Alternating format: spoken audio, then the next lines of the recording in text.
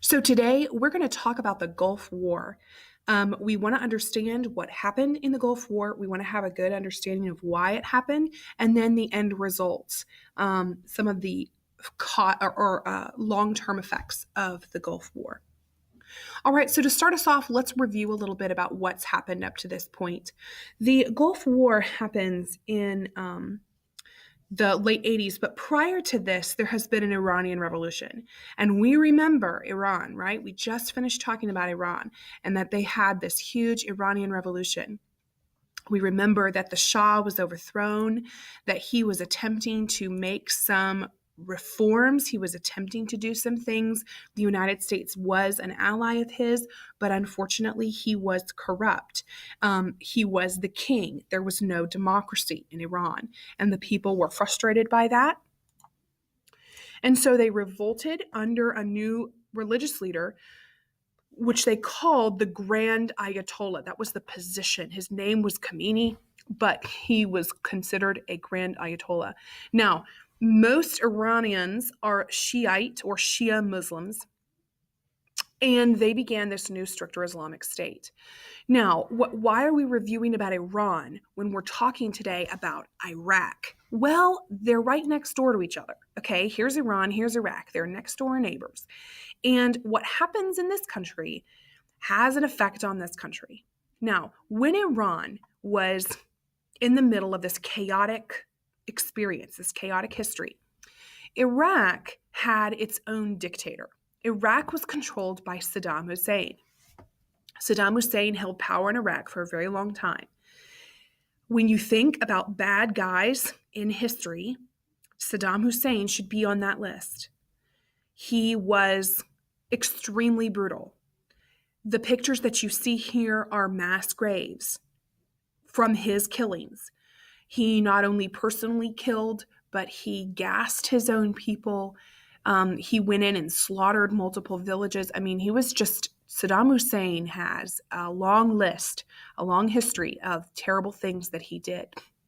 Here's an article about Saddam Hussein, and what I want you to do is just pause this video and read the article, and then there's going to be some questions I want you to answer about it.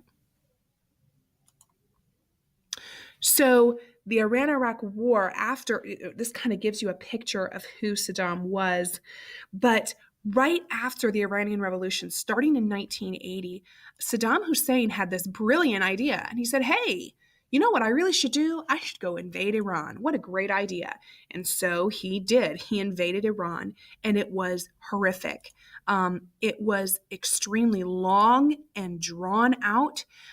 It was just tons of devastation, like a lot of killing of civilians, use of chemical weapons, bombing cities where people were living, bombings on oil tankers, which meant that their economy would fall apart in Iran. I mean, this was a really tough fought, terrible war. And we've talked about this war before, where essentially the United States was not friendly really with any of them, but we did help Iraq a little bit. We gave them some information. Why did he invade Iran? What was his deal? Well, I mean, he was Saddam Hussein, so there's that. There were arguments between Iran and Iraq, Sunni Shiite kind of arguments, Arab Persian arguments, like kind of just a foundational, you're different from us, we don't like you. But then there was also ultimately the power struggle, and that's really where it comes down to. Saddam Hussein wanted power over the Middle East. He considered himself, he wanted to be the ultimate power, and he saw Iran as a threat to that. Okay, the Iran-Iraq war is finally over. There was a ceasefire called. Iran and Iraq were very, very tense, but peace talks were underway. It looked like finally there was going to be a little bit of end to the bloodshed. This is in 1988, towards the end of the 80s. Peace talks were underway. Everybody's feeling good. And 2 weeks later, Saddam Hussein decides that Kuwait is stealing his oil. Kuwait. Tiny little Kuwait, right down here. Here's Iraq, here's Kuwait, here's Iran. And he invades Kuwait. So he just finished a war with Iran, okay? So there was a ceasefire called. Peace talks were underway. Okay, so it had been a couple years since the fighting had ended, like the straight up fighting, but there were still ceasefires. Okay, there was peace.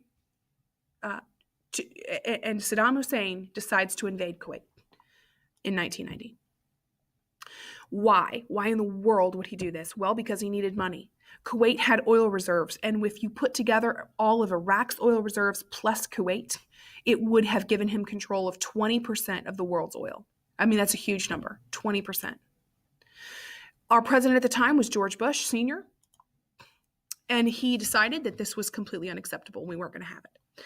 And so on August 9th, look at the dates there, I mean, very shortly after, the United States sent troops to protect Saudi Arabia. Now, hold on there. To protect. So look at the difference. Operation Desert Shield is an operation to protect Saudi Arabia. We didn't want Kuwait, or we didn't want Saddam Hussein to move into Saudi Arabia. So the deadline for Saddam Hussein, we set a deadline. We said, okay, look, you've got until January 15th. You're going to get yourself out of Kuwait. You need to leave on your own, or else you're going to be in trouble.